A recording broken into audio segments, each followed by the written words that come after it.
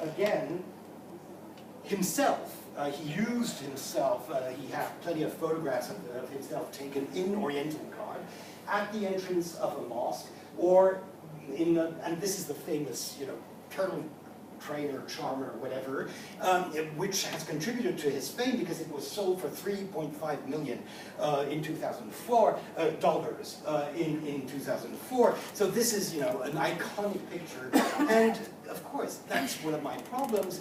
Art historians, or historians in general, have been eager to read and overread this. And the idea was that the turtles represented the thick-headed bureaucrats of the time who were incapable of changing, and he, Osman Hamdi, as a dervish, was using the reed flute and whatever dervish instruments to try to tame them into behaving properly and whatever. So we'll talk about that in just a while.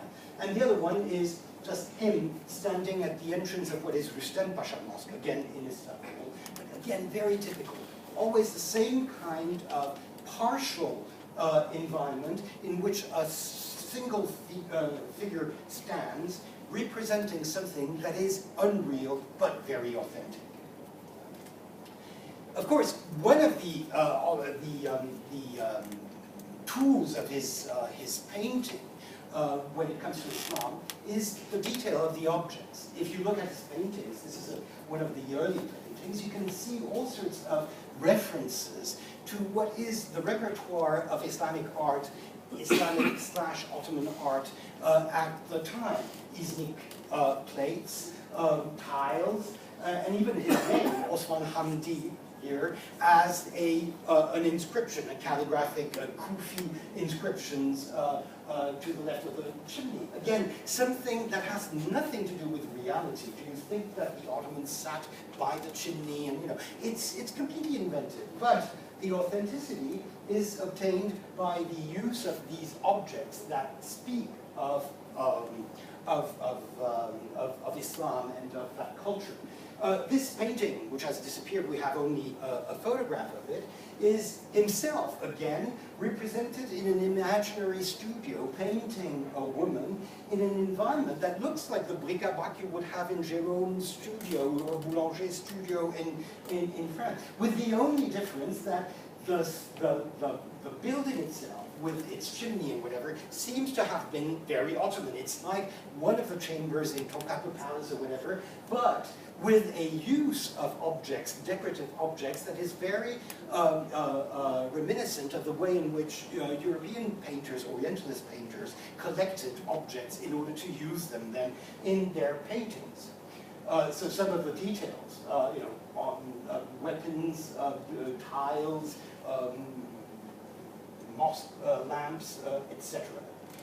And this is something that he will even use. I mean, the object as a commercialization of Islamic arts is something that he will use in some of his paintings, as this 1888 painting that he sold in Berlin, and which is now in Berlin, which is called A Street in Constantinople, with this, it's the only painting we know of him, where he puts together the local and the foreign. The foreign with a colonial hat, and buying apparently some objects and rugs and carpets and whatever from the local seller. So this is a very strange composition, if you want. And for those who know Istanbul, what seems to be the streets of Istanbul is in fact a portion of that famous fountain right outside of the Topkapı Palace, the Ahmed III fountain. Why? Well, simply because it has been photographed a lot, and he uses photographs in order to recreate some of these environments. Again, the Persian vendor is again somebody, a peddler, who sells Islamic objects. And one of his last paintings in 1908, he died in 1910, is what is called the cutting edge of the scimitar, which is again a representation of, but this time in some kind of a timeless past, of a man selling a sword to a younger one. And the man is again a peddler of objects, but in a purely Ottoman context.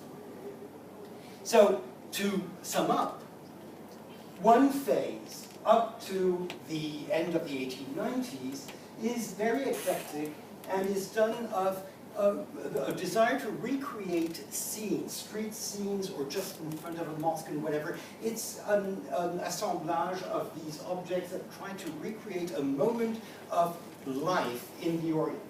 The second phase, the latest phase, the 1900s, is this series of paintings where there's much more of a focus on one central personality, one central character, who's generally very clearly identified as a Muslim without any way of really understanding what he represents really socially or culturally, beyond the fact that he is obviously Muslim because he's dressed in Islamic garb.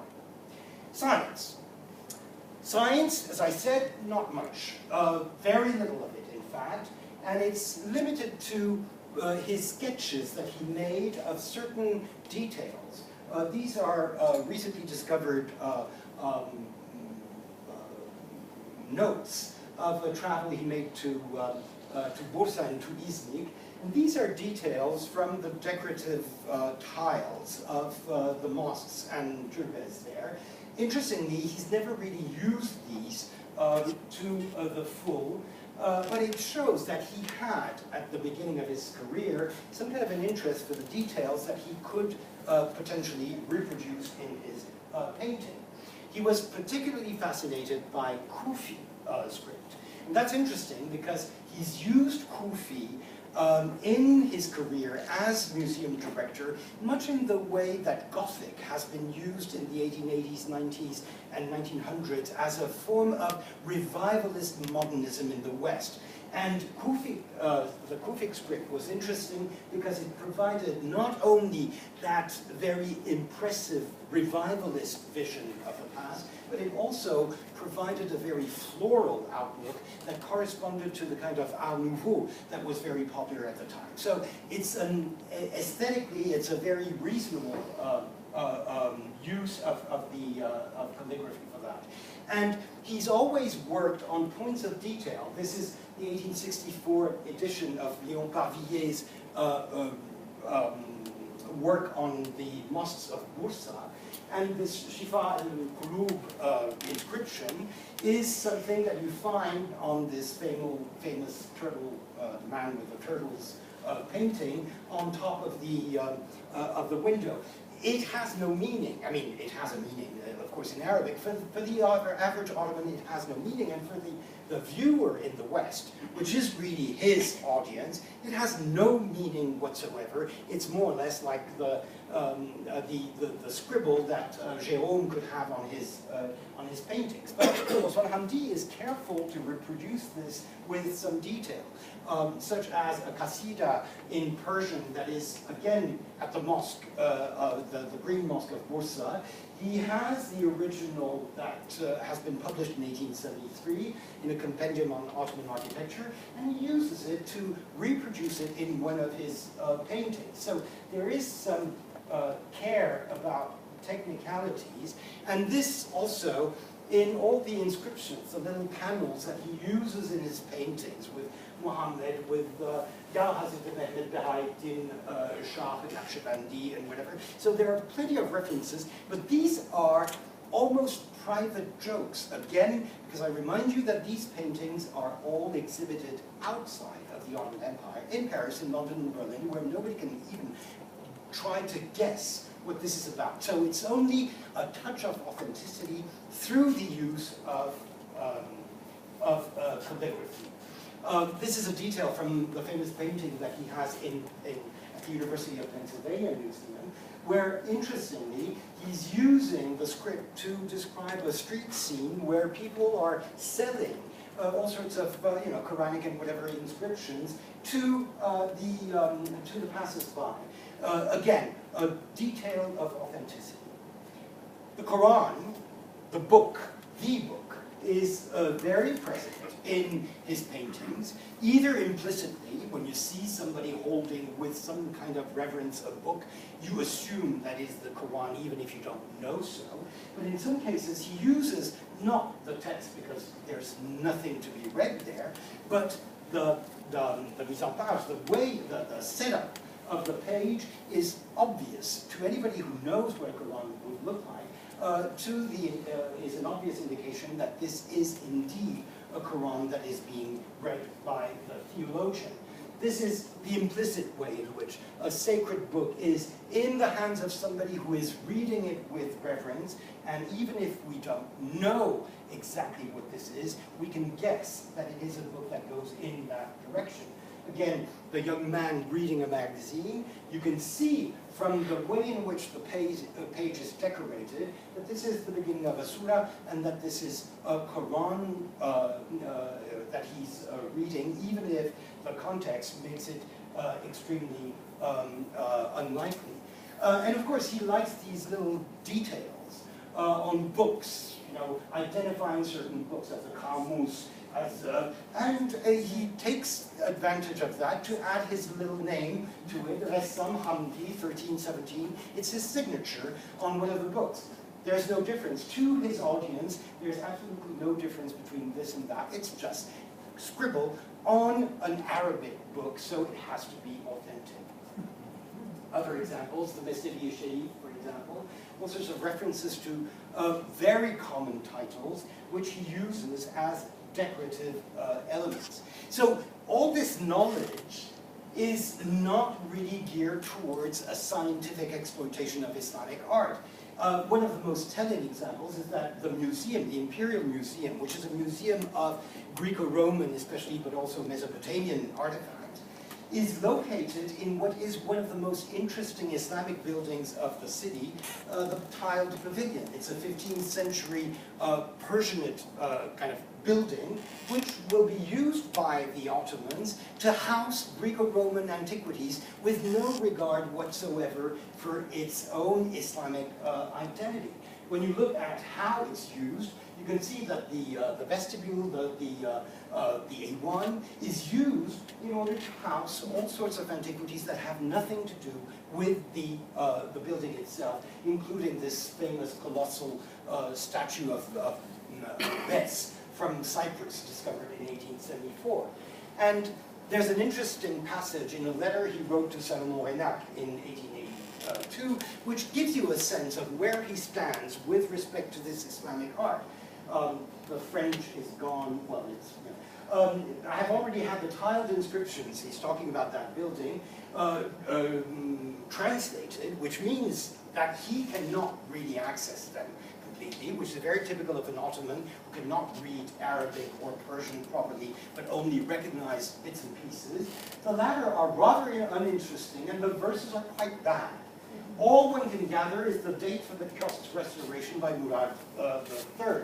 And this is the fountain he's talking about with the inscription, and this is what he will use as the background for his painting of the man reading some kind of a holy book in his hands, adding the Ya Hazret Baha'u'ddin al-Naqshbandi inscription there, taking again this fountain, which he finds of very low quality in terms of his epigraphy, taking it as some kind of a contextual element, a decorative element in his art.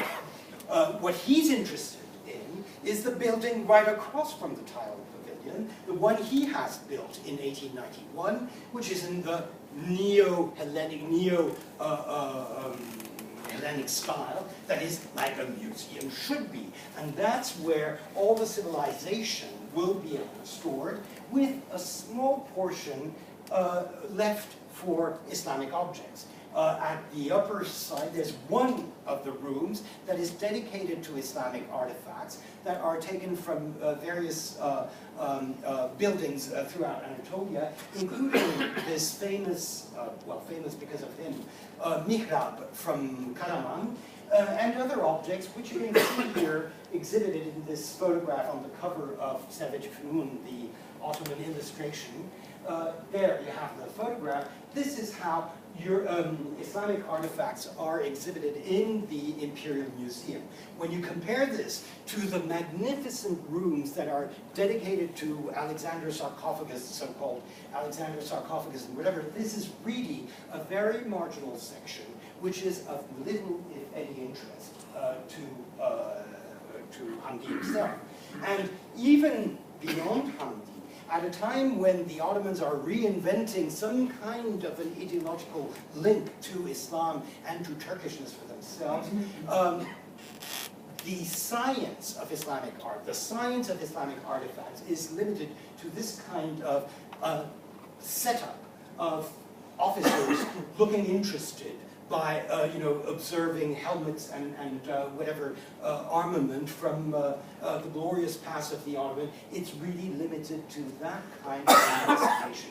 It's only in 1914, 4 years after Osman Hamdi's death, that a proper museum of Islamic art will be opened, and this under the influence of the Germans, once again, especially of Friedrich Zare, who will be the mastermind behind the opening of that museum. Osman Hamdi, and that is really, I think, an irony, Osman Hamdi, when he dies in 1910, will be buried beneath these two stelae from Anatolia, which are 13th or 14th century Islamic stelae, and this is a decision that is taken by the Council of Ministers at a time when they're trying to promote Islamic Turkish identity. And this is something he would have hated, but he was dead. So they just placed him. He would have wanted some kind of a Corinthian or whatever column on his grave, but he got what was coming. That is, he got the reflection of the rising nationalism after 1908, after the Young Turk Revolution, something that prefigures, in a sense, the years to come. So, Orientalism, very little science, some art, but a lot of Orientalism. A lot of Orientalism, not necessarily in the way, in the themes. Most scholars will tell you, some scholars will tell you, that Osman Hamdi was not an Orientalist, that in fact he was subverting Orientalism by using representations of the Orient that were not typical of Orientalism. That is, that was no sex, no nudity, no violence, no... But that's not what Orientalism is about. You cannot reduce Orientalism, I mean, Said would kill you for that. You cannot reduce Orientalism to just sex, nudity, and violence. Orientalism is much more pregnant in terms of the representations it can make of the Orient. And one of these is, I think, one of the most important is timelessness and spacelessness. The fact that every space that is defined through some kind of a representation as Islamic can be used in whatever way. This is a painting I showed you of two Hojas or whatever speaking inside a mosque. This is something that goes exactly in the direction of what Deutsch, for example, an Orientalist of the time, did. So there is, thematically speaking, a great deal of similarity. But more importantly, Osman Hamdi plays with decors, with the settings, much like you would in a theater or through photoshopping. That is, he will place the same individuals in the same posture, once inside a mosque and once outside some kind of a madrasa in Konya, using, again, photographs. So it's photoshopping, in a sense. You change the background picture. And what's interesting is that you can even transform a mosque into a harem by just putting two women playing the lute and whatever, the tambourine, in exactly the same setting. So he's using the setting as some kind of a generic setting, Islam or Orient, because it has the tiles, because it has the musharabi and whatever, and regardless of its real context, using them in what is a very Orientalist way. Now, I have proof. I told you I'm a historian, and historians work with proof. I'm obsessed. This is my fight against art historians who tend to read all sorts of things in paintings. I have proof, solid proof, and my proof is a letter by Poynter. Edward Poynter, who is this famous British painter, who was the head of the London Salon, the Academy show every year, where Osman Hamdi exhibited, wanted to exhibit his turtle charmer, his turtle painting in 1906. So we understand that he wrote to Pointer, and Pointer said, I have received a photograph of your turtle charmer, a painting I have seen at last year's Salon. The Salon in Paris. Last year, 1905. In 1905, the painting was not painted yet. So what is Pointer talking about?